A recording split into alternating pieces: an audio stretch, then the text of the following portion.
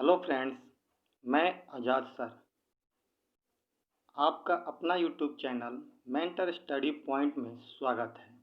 जैसा कि आप जानते हैं, मैं आप लोगों को अपने YouTube channel mentor study point के माध्यम से मॉडर्न हिस्ट्री यानी आधुनिक भारत पढ़ा रहा हूं, जिसके अंतर्गत हमने आपको अभी तक मॉडर्न हिस्ट्री की पहला चैप्टर कंप्लीट कर दिया है, जिसे हम भारत में यूरोपीय कंपनियों के माध्यम से समझते हैं, यानी उसे हम भारत में यूरोपीय कंपनियों का आगमन कहते हैं। अब दूसरा टॉपिक है जिसका नाम है भारत में मुगल साम्राज्य का पतन, यानी मुगलों का विघटन कहिए या पतन कहिए। इसमें हम लोगों ने एक वीडियो के माध्यम से कुछ पढ़ने का प्रयास किया है और आज इस टॉपिक को हम लोग कंप्लीट करेंगे। और कंप्लीट करने के बाद कल जो मैं वीडियो आप लोगों के सामने अपलोड करूंगा, उसमें मेरी कोशिश होगी कि कम से कम मिनिमम 50 क्वेश्चंस मुगल साम्राज्य के पतन से मैं उठाऊं और डिस्कस करें, ताकि आपकी तैयारी इस क्वेश्चन के माध्यम से बेहतर हो जाए। ठीक है दोस्तों, तो चलिए आज हम लोग बात करते हैं मुगलों के पतन के बारे में। जैसा कि आपको पता है, पिछले वीडियो में हम लोगों ने पढ़ा था कि औरंगजेब की मृत्यु के बाद मुगल साम्राज्य के पतन की प्रक्रिया आरंभ हो जाती है, क्योंकि उसकी मृत्यु के बाद ऐसा कोई उत्तराधिकारी शक्तिशाली नहीं हुआ या योग्य नहीं हुआ जो मुगल साम्राज्य को एक बार फिर से समेटकर आगे बढ़ाने में सफल हो। उत्तराधिकार कमजोर होते गए और धीरे धीरे जो छोटे छोटे राज्य थे जो उनके साथ मिलकर के एक साम्राज्य की भूमिका में शामिल थे, वो धीरे धीरे अपने आप को स्वतंत्र करने लगे और इस प्रकार से आर्थिक स्थिति, विदेशी आक्रमण और कई अन्य ऐसे कारण थे जिसकी चर्चा हम लोग इस वीडियो में करेंगे। उसके माध्यम से मुगल साम्राज्य का पतन हो गया। कल हम लोगों ने बहादुर शाह प्रथम, जहांदार शाह और फर्रुखसियर के बारे में पढ़ा था, जहां पर फर्रुखसियर के दरबार में अंग्रेजों की कुछ मंडली आई थी और उन्होंने उसे शाही फरमान दे दिया था। और इसी शाही फरमान का नतीजा था कि अंग्रेजों को कुछ विशेष छूट मिल गया था भारत में व्यापार करने का, जिस शाही फरमान को हम लोग मेगना कार्टा के नाम से भी जानते हैं, जिसकी चर्चा हम लोगों ने कई बार पीछे भी किया है। ठीक है दोस्तों, चलिए, तो यहाँ तक हम लोगों ने कल पढ़ा था। अब देखिए, आगे मैं जो बात कर रहा हूँ इसमें से दो शासक हैं। वैसे हमने इसका नाम इसलिए ले लिया कि वीडियो को कई प्रकार के लोग देखते हैं, कोई ये न समझे कि सर ने फर्रुखसियर के बाद डायरेक्ट एक ही बार मोहम्मद शाह रंगीला पर आ गए। बीच में भी दो शासक हुए थे जो थोड़े थोड़े समय के लिए हुए थे, इसलिए हमने दोनों का इसमें नाम रख दिया। लेकिन इन दोनों का कोई खास महत्व भारतीय इतिहास में नहीं है। इनमें से सबसे पहला जो व्यक्ति है रफ़ी-उद-दरजात। ठीक है, तो अब हम लोग बात करते हैं रफ़ी-उद-दरजात के बारे में। यह 28 फरवरी से लेकर 4 जून 1719 ईस्वी तक गद्दी पर बैठा। यह सबसे कम समय तक शासन करने वाला मुगल शासक था। क्वेश्चन यहाँ से एक क्रिएट होता है कि मुगलों में वह कौन सा शासक था जो सबसे कम समय तक गद्दी पर बैठा था, तो वह था रफ़ी-उद-दरजात, जो सबसे कम समय तक गद्दी पर बैठा था। दूसरा क्वेश्चन ये बनता है कि इसे किसने गद्दी पर बैठाया था, तो इसे सैयद बंधुओं ने ही गद्दी पर बैठाया था, जिसकी चर्चा हमने पिछले वीडियो में किया था, सैयद बंधुओं की। इसकी मृत्यु क्षय रोग यानी टीबी से हो जाती है। इस प्रकार रफ़ी-उद-दरजात कुछ ही समय के लिए गद्दी पर बैठता है और उसकी मृत्यु हो जाती है।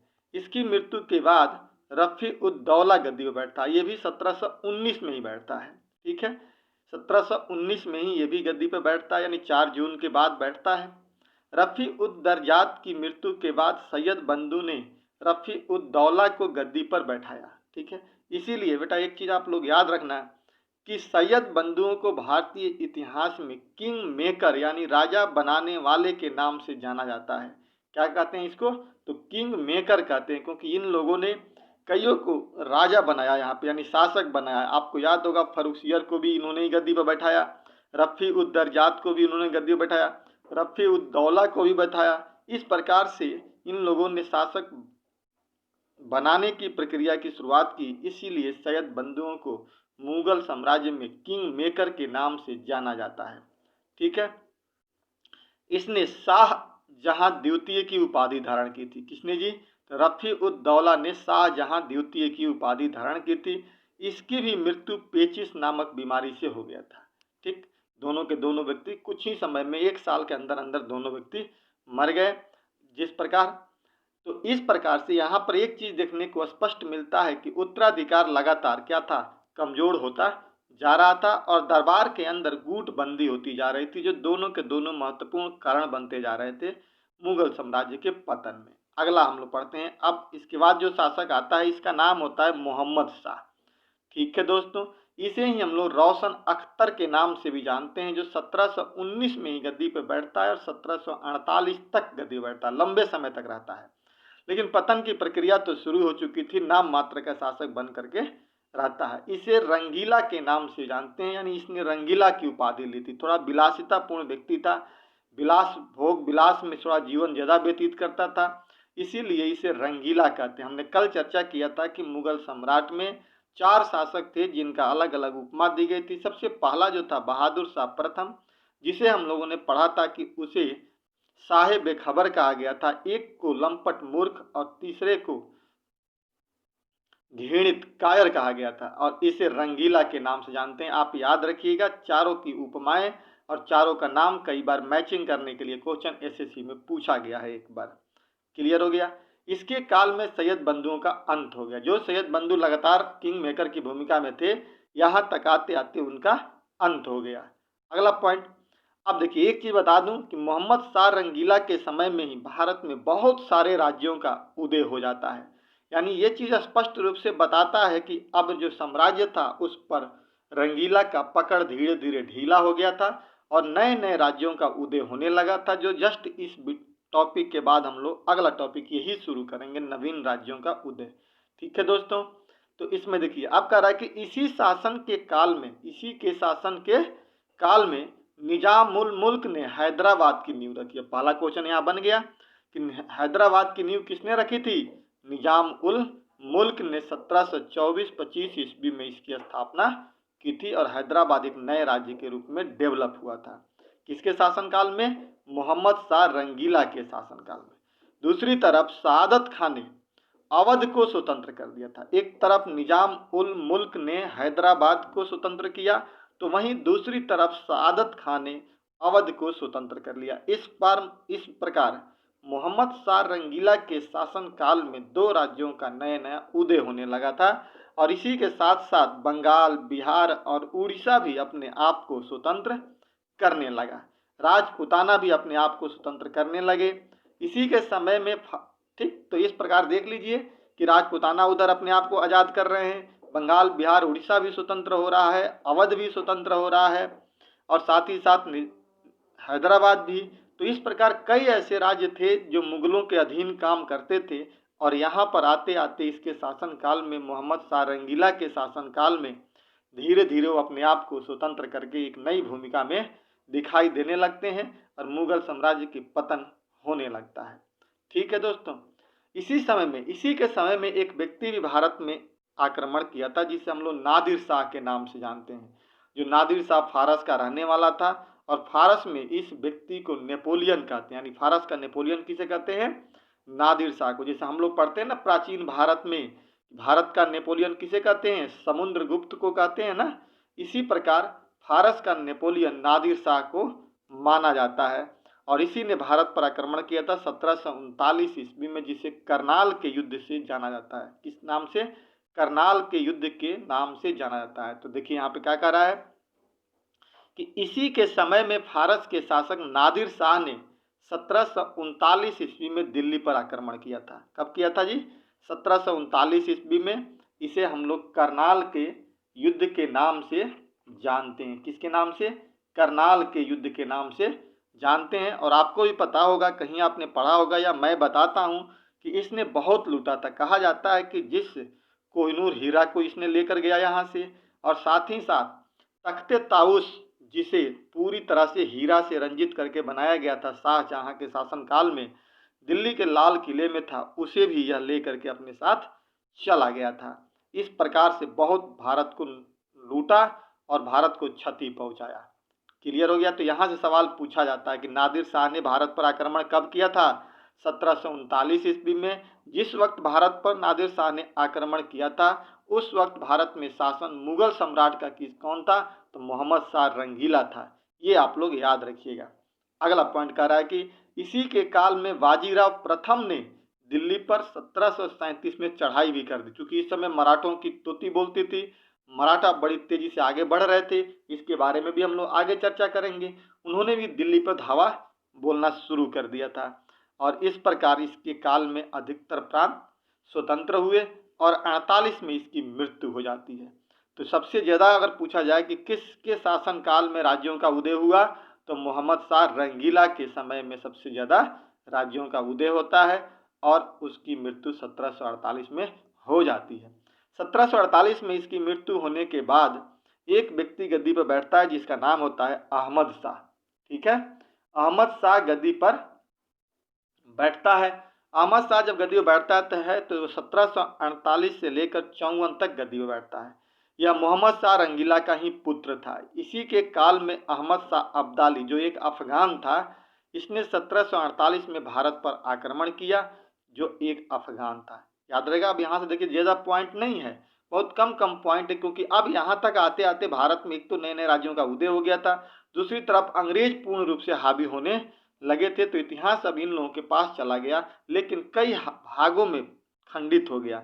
और आपको अब यहाँ से हर चीज़ याद करनी पड़ेगी, क्योंकि जब हम आगे पढ़ेंगे तो एक दूसरे का संबंध जोड़ने का भी प्रयास करेंगे, रिलेट करेंगे।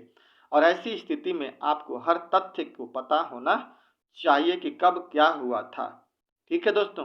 तो इस प्रकार से अहमद शाह अब्दाली के समय में एकमात्र घटना जो महत्वपूर्ण मानी जाती है अहमद शाह के समय में, वो ये था कि अहमद शाह अब्दाली ने भारत पर आक्रमण किया था, जो एक अफगान था।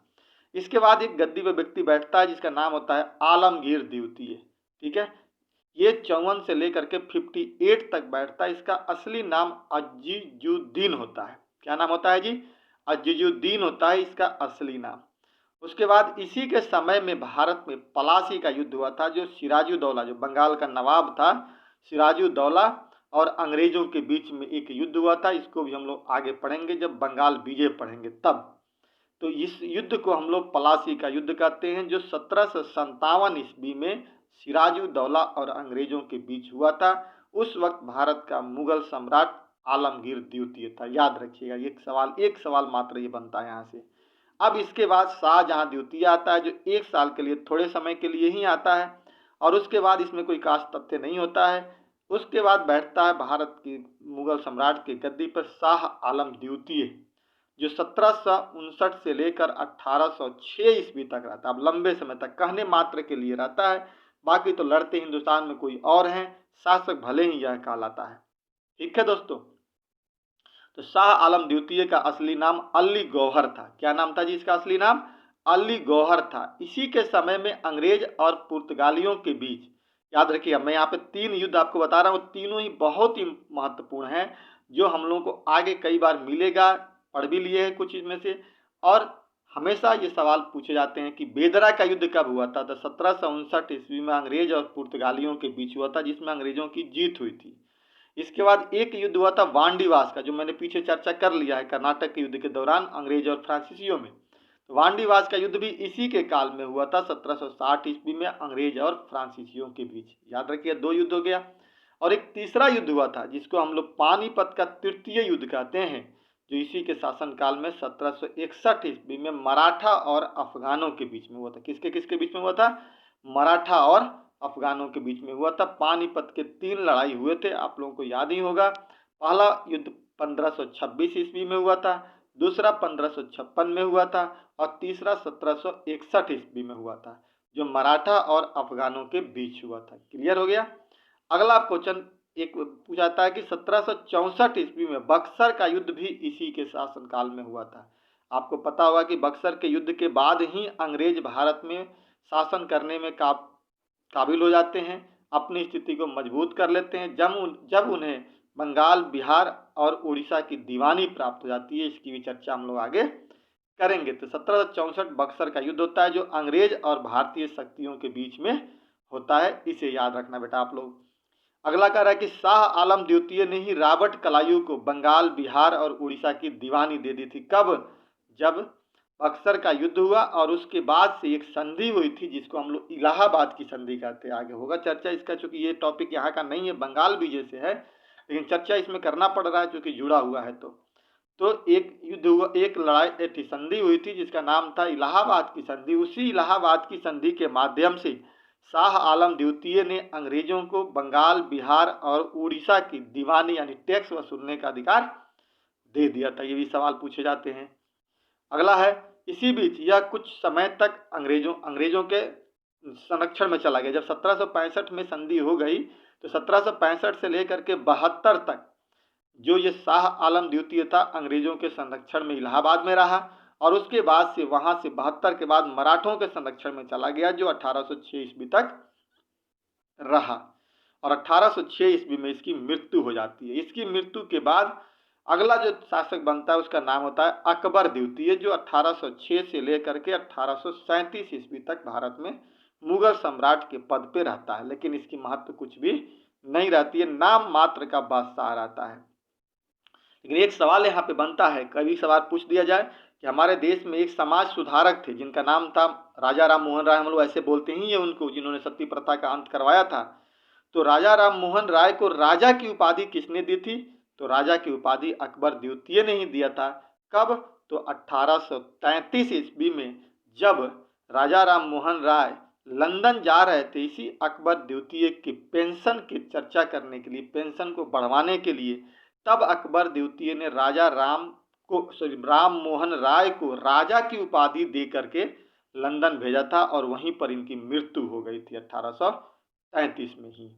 ठीक है, तो इस प्रकार राजा की उपाधि राजा राम मोहन राय को अकबर द्वितीय ने दी थी। इसी के शासन काल में बहुत ही महत्वपूर्ण क्वेश्चन है जो पीसीएस वगैरह में पूछा जाता है कि इसी के शासन काल में 1835 ईस्वी में मुगलों के सिक्के बंद हो गए, यानी जो मुगलों के अपने मोहर और सिक्के होते थे उसको बंद कर दिया गया था फाइनली रूप से। कब? 1835 ईस्वी में। अब यहाँ से अंग्रेजों के सिक्के चलने शुरू हो गए थे।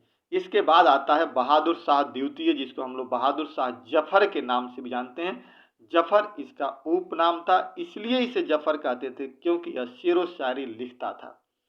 अब आता है बहादुर शाह द्वितीय, जो 1837 से लेकर 1857 ईस्वी तक गद्दी पर बैठता है। इसे कहा जाता है कि यह अंतिम मुगल बादशाह होता है। क्या होता है जी? अंतिम मुगल बादशाह होता है। जफर इसका उपनाम होता है। इसका उपनाम क्या होता है? जफर होता है। ठीक है दोस्तों, अब देखिए आगे कह रहा है कि 1857 के विद्रोह के समय इसे बंदी बना लिया गया, क्योंकि आपको पता होगा थोड़ी बहुत अगर आपने पढ़ी होगी, और नहीं तो आगे हम तो पढ़ाएंगे, एक एक चीज हमने जब बीड़ा उठाया है तो आपको आधुनिक भारत में ऐसे पढ़ाऊंगा जैसे आप कुछ कल्पना भी नहीं कर सकते हैं, कितनी बेहतर तरीके से मैं बता सकता हूं। तो 1857 का जब विद्रोह हुआ था तो उस समय विद्रोह का नेता बहादुर शाह जफर को ही बनाया गया था, और अंग्रेजों को लगा कि इसी ने ही विद्रोह को क्या किया है, बढ़ाया है। इसके लिए इसको 1857 के विद्रोह के दौरान पकड़ करके बंदी बना लिया गया, और उसके बाद से इसे रंगून भेज दिया गया जो पुरान म्यांमार में पड़ता था, और वहीं पर इस बेचारे की 1862 ईस्वी में मृत्यु हो गई, और इसको दफना दिया गया। कहाँ पे? वहीं पर। तो सवाल भी एक बार पूछा गया है कि भारत का वह कौन सा मुगल सम्राट था जिसे हिंदुस्तान से बाहर दफनाया गया था? तो यही वो व्यक्ति था जिसे हिंदुस्तान से बाहर 1862 ईस्वी में रंगून दफना दिया गया था। इसको भारत में नहीं दफनाया गया था। तो याद रखिएगा, 3 क्वेश्चन है। 1857 के विद्रोह का यह नेता भी था, अंतिम मुगल सम्राट भी था जिसे हम लोग बहादुर शाह जफर के नाम से जानते हैं। इसकी मृत्यु कहाँ हुई? तो रंगून में हुई थी, और वहीं पे इसे दफना दिया गया था हिंदुस्तान से बाहर। इस प्रकार इसकी मृत्यु के साथ ही मुगल साम्राज्य का अस्तित्व ही समाप्त हो गया, और अब भारत में कौन शासन करने लगा? अंग्रेजों के हाथ में पूर्ण रूप से सत्ता जो थी हिंदुस्तान की वो आ गई, जिसकी चाहत इन्होंने 1757 यानी पलासी के युद्ध के बाद से अंग्रेजों ने सपना जो देखा उसको जाकर के 1857 लगभग 100 सालों में पूरा करने का प्रयास किया। तो दोस्तों, मैं आपको एक चीज़ यहीं पे बताता हूँ मोटिवेट की बात, कि अक्सर हम लोग 2 साल, 3 साल, 4 साल, 5 साल की पढ़ाई में हम हार जाते हैं, अपने लक्ष्य को छोड़ने के लिए मजबूर हो जाते हैं। और आप कल्पना कीजिए कि हिंदुस्तान में अंग्रेज, मैंने आपको बताया था कि 1608 ईस्वी में आए थे। 1608 से लेकर के 1757 ईस्वी तक इन्होंने व्यापारिक गतिविधियों को जारी रखा और साथ ही साथ भारत के कुछ स्थलों पर इन्होंने अधिकार करने के सपने देखे, जो धीरे धीरे पूरे किए लगभग 150 साल में। उसके बाद से जो सपना उन्होंने पलासी के युद्ध के बाद भारत पर शासन करने का अधिकार देखा राजनीतिक रूप से, उसको लगभग 100 साल लग गया 1857 तक पहुंचने में, और तब जाकर के उन्होंने पूरा किया। और उसके बाद लगभग 100 साल और, यानी 1947 तक तो शासन रहा भारत में।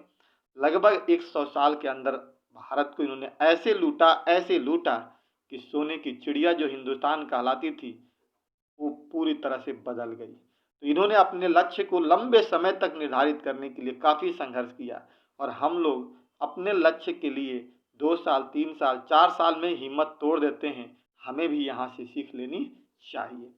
ठीक है दोस्तों, तो इसलिए कभी भी पढ़ाई से उबना नहीं चाहिए और ना ही कभी हिम्मत हारनी चाहिए। हमेशा आगे बढ़ने का प्रयास करना चाहिए। मैंने आपको एक चीज़ बताया था, एक बार कभी चर्चा की थी, कि एक कहावत कही जाती है कि कोई काम एक दिन में पूरा नहीं होता, कोई काम एक दिन में पूरा नहीं होता, लेकिन एक दिन वह काम जरूर पूरा होता है। अगर आप मन में ठान लें कि मुझे आज नहीं तो कल नौकरी लेनी ही लेनी है, तो आपको नौकरी मिलेगी। इसे दुनिया का कोई ताकत नहीं रोक सकता है। मुझे भी इस बात का 10 साल का अनुभव है, अपने बच्चों को पढ़ाते पढ़ाते, और खुद मैं भी इसके चक्कर में अभी हूँ कि हमें भी कहीं नौकरी प्राप्त हो जाए, जिसकी मैं तैयारी कर रहा हूँ, वो नौकरी मुझे भी मिल जाए। और आज भी मैं लगा हुआ हूँ इसके लिए। इसलिए कभी दोस्तों हिम्मत नहीं हारनी चाहिए। चलिए, तो अब हम लोगों ने ये देख लिया, अब हम थोड़ा सा कारण देख लेते हैं 5 मिनट में, कि मुगल साम्राज्य के पतन के कारण क्या थे। ठीक है ना, इसको मैंने एक जगह पे लिख दिया है और थोड़ी थोड़ी मैं इस सब के बारे में समझा देता हूँ। औरंगजेब के उत्तरदायित्व, कहा जाता है कि औरंगजेब का जो उत्तरदायित्व था ना, यह भी कहीं ना कहीं पतन के लिए एक कारण था। अब आप कहेंगे कि सर अंग्रेज के उत्तरदायित्व का क्या थे औरंगजेब का? तो देखिए, औरंगजेब जो था ना, एक कट्टर मुसलमान था और हिंदुओं के प्रति वो बड़ी ही अलग नीति, अपनी सोच रखता था। उसके समय में उसने राजपूतों के साथ, मराठों के साथ, सिखों के साथ जो नीति अपनाई थी कट्टरता की, हिंदुत्व के खिलाफ, वो उसकी कट्टरता की नीति कहीं ना कहीं उसके पतन के लिए उत्तरदायी था। इसीलिए हम कहते हैं औरंगजेब का उत्तरदायित्व भी एक मुगलों के पतन का बहुत बड़ा कारण था। बात समझ में आ गई होगी। दूसरा पॉइंट है औरंगजेब के अयोग्य उत्तराधिकारी। आपने अभी देखा कि जो भी इसके बाद जो उत्तराधिकारी हुए, वो बहादुर शाह जफर हो या रंगीला हो या जहांदार शाह हो, फर्रुखसियर हो या अन्य कोई भी हो, सब के सब क्या थे? कमजोर थे। कोई ऐसा ताकतवर नहीं था जो सबको एक साथ लेकर चलने में सक्षम हो। दूसरी चीज देखा। तीसरा, आपने यहीं पर देखा था पढ़ाई के दौरान ही दरबार में गुटबंदी। मैंने तो यह कलेक्ट कर दिया है ना, बता तो मैंने पीछे नहीं दिया है, लेकिन यह मैं कलेक्ट करके बता रहा हूँ। दरबार में गुटबंदी मैंने बताया था पिछले वीडियो में कि एक तरफ ईरानी गुट थे, दूसरी तरफ तुरानी गुट थे और तीसरी तरफ सैयद बंधु थे। यानी 3 प्रकार के गुटबाजी दरबार में चल रही थी, और ऐसी स्थिति में कहाँ संभव था कि हम साम्राज्य को बचा पाते। चौथा जो था मराठों का उत्थान। इसी समय मराठों में जो पेशवा लोग थे, पेशवाओं का उत्थान हो रहा था। बाजीराव प्रथम के बारे में आपने सुना होगा, बाजीराव द्वितीय के बारे में आपने सुना होगा कि ये जो थे ये बहुत ही ताकतवर लोग हो चुके थे। बाजीराव प्रथम के बारे में तो खैर कह ही नहीं सकते हो कितना अपना, उसके समय में मराठा शक्ति एकदम चरमोत्कर्ष पर थी। तो इस प्रकार मराठों का उत्थान भी कहीं ना कहीं मुगलों के पतन के लिए जिम्मेदार था। उसके बाद सैनिक दुर्बलता। बताइए, सैनिक दुर्बलता तो होना ही था। जब उत्तराधिकारी ही कमजोर होंगे, गुटबाजी चलने लगेगी, तो सैनिक दुर्लभ हो जाएंगे तो लोग बाहर से आक्रमण करेंगे। जब आक्रमण करेंगे तो हमारा पराजय निश्चित था। और उसके बाद अगला जो पॉइंट था वो था आर्थिक दिवाला। यानी जब इस तरह की परिस्थितियां माहौल बन रही थी, कोई व्यक्ति लंबे समय तक शासन नहीं कर पा रहा था और छोटे छोटे राज्य बिखर रहे थे, स्वतंत्र हो रहे थे, तो ऐसी स्थिति में आर्थिक दिवाला भी होने लगा। यानी पैसों का आगमन रुक गया और इसी के वजह से क्या हो गया? इनका पतन असंभावी हो गया, यानी निश्चित हो गया। इसके बाद कहा जाता है कि एक और कारण था विदेशी आक्रमण। यानी इनके समय में आपने देखा अभी कि 1739 ईस्वी में नादिर शाह ने आक्रमण किया और उसने बहुत सारा धन दौलत दिल्ली से लूट करके लेकर के गया। उसके बाद दूसरी तरफ आपने देखा अब्दाली जो अफगान था, मोहम्मद शाह अब्दाली जो था, अहमद शाह अब्दाली, इस अहमद शाह अब्दाली ने 1761 में मराठों को पतन किया था, मराठों को हरा दिया था और भारत से बहुत संपत्ति लेकर गया था। इस प्रकार कुछ विदेशी आक्रमण, आर्थिक दिवाला, सैनिक दुर्बलता, मराठों का उत्थान, दरबार में गुटबंदी, औरंगजेब के अयोग्य उत्तराधिकारी और औरंगजेब का उत्तरदायित्व ने मुगल साम्राज्य के पतन के कारण के रास्ते को खोल दिया और इस प्रकार से मुगल साम्राज्य का पतन हो गया, जो एक समय बड़ी एक लंबे सपना लेकर के बाबर ने इसकी जो नींव रखी थी उसका पतन हो गया हिंदुस्तान में। हालांकि इन्होंने पूरे हिंदुस्तान में शासन जरूर किया लेकिन अंतिम समय तक नहीं रह पाए। अंग्रेज इन्हें भारत में पतन के रास्ते दिखाने में सफल रहे। इस प्रकार दोस्तों ये वीडियो यहीं पर कंप्लीट हो गया, यानी 2 वीडियो में आपका मुगल साम्राज्य का पतन जो है वो मैंने कंप्लीट करा दिया। दूसरा टॉपिक, मुझे उम्मीद है कि आप लोगों को ये दोनों वीडियो के माध्यम से ये जो टॉपिक है वो पूर्ण रूप से कंप्लीट रूप से आपको समझ में आ गया होगा। अगर कोई दिक्कत होगी तो मैं बार बार आपसे कहता हूँ कि व्हाट्सएप नंबर पे मुझे कॉल करके मुझे आप संपर्क कर सकते हैं और भी कुछ डिटेल्स जानना हो तो वहाँ पे हम आपको बता सकते हैं। जैसा कि हमने बताया था कि मेरा व्हाट्सएप नंबर जो है 9555281440 है, वहाँ पर आप हमसे बात कर सकते हैं या कमेंट बॉक्स में लिख सकते हैं। कमेंट बॉक्स में लिख करके कोई भी चीज़ आप बता सकते हैं ताकि मैं अपनी पढ़ाई में को और बेहतर बनाऊं आपके लिए वीडियो और बेहतर तरीके से काम करने का प्रयास करूं, ताकि इस लॉकडाउन के दौरान आपको घर बैठे अपनी कंपटीशन की तैयारी अच्छी हो पाए और ख़ास करके जीएस जिससे लोग घबराते हैं उसमें आपको आत्मनिर्भरता प्राप्त हो और आप बेहतर स्कोर करने में सफल हो जाएं। लेकिन दोस्तों एक चीज़ जरूर याद रखिएगा, क्वेश्चन ज़्यादा से ज़्यादा बनाने का प्रयास कीजिएगा। सफलता का एकमात्र मूल मंत्र ज़्यादा से ज़्यादा क्वेश्चन बनाना ही है। इस प्रकार दोस्तों अगर आपको ये वीडियो अच्छा लगेगा तो इसे लाइक और शेयर जरूर कीजिएगा और साथ ही साथ एक सब्सक्राइब जरूर कर देना, क्योंकि अगर आप सब्सक्राइब करते हो तो हमें एक सब्सक्राइबर मिलते हैं और हमारा मोटिवेशन होता है, हमें एक आत्मविश्वास मिलता है कि शायद मैं बेहतर कर रहा हूं और आपके लिए बेहतर से बेहतर वीडियो बनाने का प्रयास भी करूंगा। इस तरह से इसी के साथ मैं अपने इस वीडियो को यहीं पे रोकता हूं। जय हिंद, जय भारत।